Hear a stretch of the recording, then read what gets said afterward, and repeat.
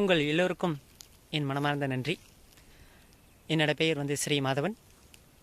நான் முன்ன ஒரு காலத்தில் இந்த எஸ்டேட்டில் தான் வேலை செஞ்சேன்.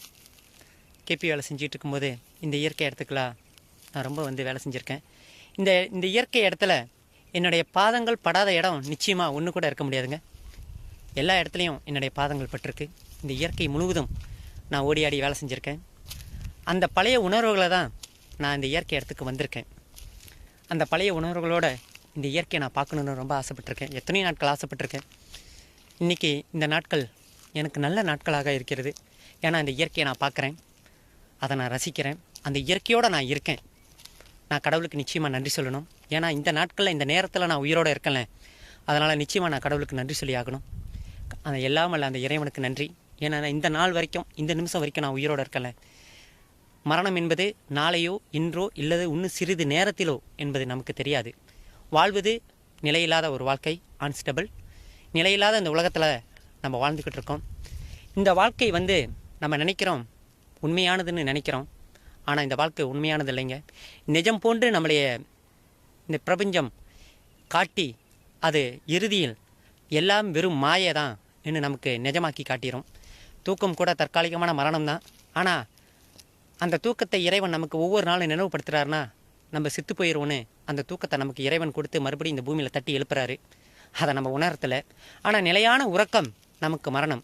மரணத்துக்கு பிறகு நம்ம எங்கே போகிறோன்னு நம்ம தெரிஞ்சுக்கிட்டோம்னா மரணத்தை கண்டு பயப்பட வேண்டிய அவசியம் இல்லை. நான் வணங்குற மகா அவதார பாபாஜி நிச்சயமாக மரணத்துக்கு பிறகு என்னை கொண்டு போவார்.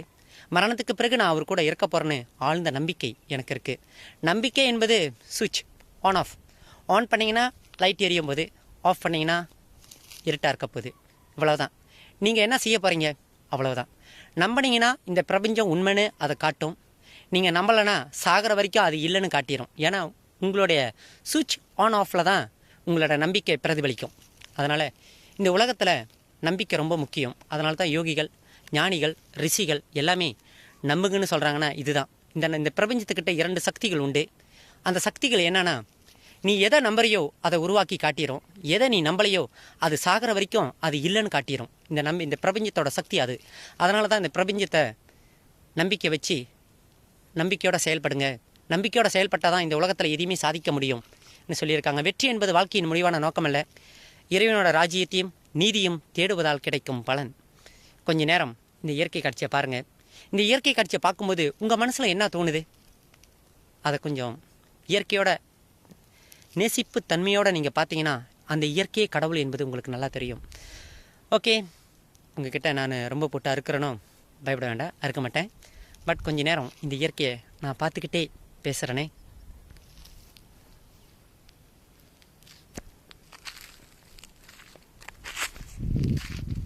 நீங்கள் பார்க்கக்கூடிய இந்த இயற்கை காட்சி எல்லாமே இறைவன் படைக்கப்பட்டது. இந்த இயற்கை எல்லாமே நமக்காகவே கடவுள் படைத்தார். ஆனால் இவ்வளோ அழகான இந்த இயற்கையை நம்ம நேசிக்கிறதில்ல. சில நேரத்தில் கண் இருந்து பார்த்து கூட அதை கண்டும் காணாமல் நம்ம போகிறோம். நாளைக்கு இந்த கண் போயிட்ட பிறகு தாங்க தெரியும். பிறகு இந்த இயற்கையை நம்ம நேசிப்போம். 2 கண்ணு குருடாயிட்ட பிறகு இந்த இயற்கையை நம்ம நேசிப்போம். அந்த 2 கண்ணு குருடாகி இந்த இயற்கையை நேசிக்கிறதுக்குள்ளே இந்த கண் தெரிகின்ற போதே இந்த இயற்கையை நேசியுங்கள். இந்த இயற்கையை நீங்கள் நேசிச்சிங்கன்னா கடவுள் உங்களை நேசிக்கிறாரு. நம்பிக்கை என்பது வாழ்க்கையில் ரொம்ப முக்கியம். அன்னப்பறவை எப்படி முட்டை போடும்போது அது பாதியிலேயே முட்டையை உடைச்சிட்டு தாயோடு பறந்து போதும், அதே மாதிரி நம்ம வாழ்கின்ற போதே ஆன்மீக வாழ்க்கையில் இருந்து மரணத்துக்கு பிறகு நம்ம கடவுளோடு போய் சேரணும். இந்த வாழ்க்கை நிலை, இந்த வாழ்க்கை தான் நமக்கு எல்லாமே நினச்சிடாதீங்க. இது இறைவன் நமக்கு கொடுத்த தற்காலிகமான ஒரு வாழ்க்கை. தற்காலிகம். நீங்கள் இந்த உலகத்தில் பார்க்கக்கூடியது எல்லாமே தற்காலிகம் தான். எதுவுமே நிலையானதில்லை. ஆல் அன்ஸ்டபிள், நிலையில்லாத உலகம் என்பதை நீங்கள் மறந்துடாதீங்க. உங்களுக்கு ஒன்று தெரியுமா? முத்து எப்படி உருவாகுது என்ற ஒரு ரகசியத்தை நான் உங்களுக்கு சொல்கிறேன். அது ரொம்ப அற்புதமான ஒரு விஷயம். முத்து உருவாகக்கூடியது. கடல் சிற்பி என்ன செய்யுமா, கடலுக்கு மேலே நீருக்கு மேல் தன் வாயை பிளந்து கொண்டு பெய்கின்ற அந்த மழை எப்போ வரும்னா சுவாதி நட்சத்திரம் அன்னைக்கு அந்த மழை வருமா.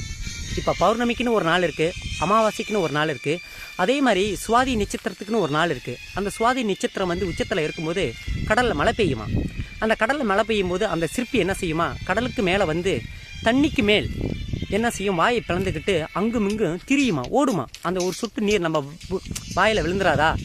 அப்படி விழுந்த மறுகணம் அந்த சிற்பி என்ன செய்யுதுன்னா, அதை அப்படியே மூடிக்கிட்டு அப்படியே அடி பாகத்துக்கு கடலில் போயிட்டு அந்த ஒரு நீர் துளி தான் முத்தாகின்றது.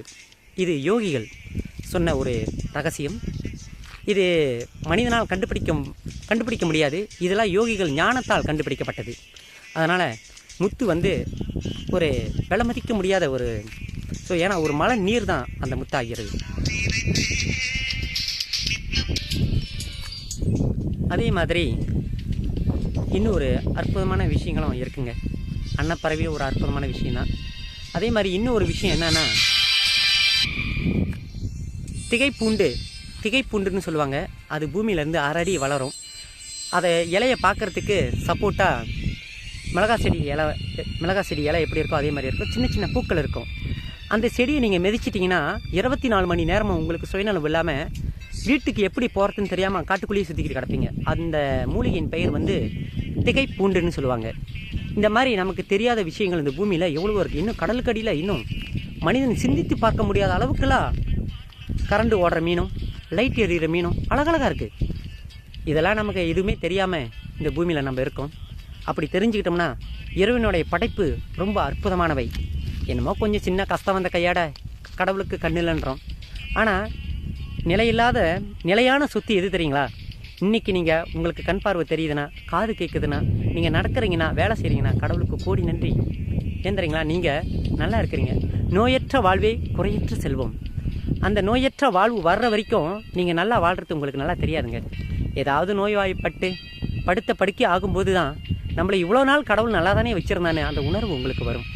ஓகே, நான் கொடுத்த சின்ன ஒரு தகவல் உங்களுக்கு போதுமானதாக இருக்கும்னு நினைக்கிறேன். மேலும் நீங்கள் என்கிட்ட ஆன்மீக தொடர்பு பற்றி நீங்கள் தெரிஞ்சுக்கணும்னு ஆசைப்பட்டீங்கன்னா எனி டைம் எப்போ வேணுமாலும் எனக்கு கால் பண்ணுங்கள். என்னுடைய பெஸ்ட் ஃப்ரெண்ட் அமிதா. இன்றைக்கி நான் ரொம்ப சந்தோஷமாக இருக்கேன்னா ஒரு காரணம், அமிதா வேட்டாமலேருந்து எனக்கு கால் பண்ணி பேசுகிறாங்க. அது வரைக்கும் எனக்கு சந்தோஷம் தான். பட் அமிதாவோட ஃப்ரெண்ட்ஸ் இதெல்லாம் கேட்டிருந்தீங்கன்னா நிச்சயமாக நீங்கள் எல்லோரும் ஆண்டவனுடைய பாதையில் வாருங்கள். இந்த உலகம் நிலையானதில்லை, தற்காலிகமாக நமக்கு கொடுக்கப்பட்டது. நீங்கள் உணர்ந்தீங்கன்னா நிச்சயமாக ஆன்மீக வாழ்க்கையில் செயல்படுங்க. ஆன்மீக வாழ்க்கையில் ரொம்ப முக்கியமானது மெடிடேஷன். தியானம் என்பது ஆன்மாவின் கண்ணாடி. அதன் மூலமாக இறைவனை தன் அருகில் காண்கிறோம். அதன் மூலமாகத்தான் நம்ம இறைவன்கிட்ட செல்ல முடியும். தியானம் என்பது ஞானத்தை திறக்கும் ஒரு சாவி. அந்த சாவியை போட்டு நீங்கள் திறந்துட்டு உள்ளுக்கு போனீங்கன்னா அழகான ஒரு தெய்வ மாளிகை. அந்த தெய்வ மாளிகைக்குள்ளே உள்ளுக்கு நீங்கள் போய் பார்த்தீங்கன்னா சந்தேகமே இல்லை, நீங்கள் தான் கடவுள். உங்களுக்குள்ளே இருக்கும் அந்த இறைவனை உணருங்கள். ஓகே, பாய். மறுபடியும் நம்ம நிச்சயமாக சந்திப்போங்க.